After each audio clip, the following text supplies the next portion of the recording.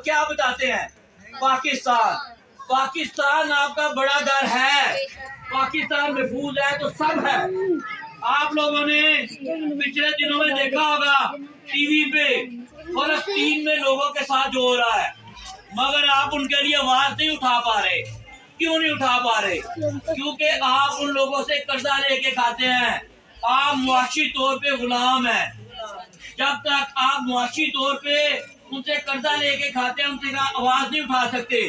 میاں نواز شریف نے 2017 میں کہا تھا کہ مجھے اب IMF کے پاس جانے کی ضرورت نہیں ہے، تو الحمدللہ دوبارہ ہم ان کو لے کے آئیں گے تاکہ ہم ایٹمی طاقت ہونے کے باوجود اپنے اسلامی ملک کے لیے آواز اٹھا سکیں، محفوظ ہو سکیں۔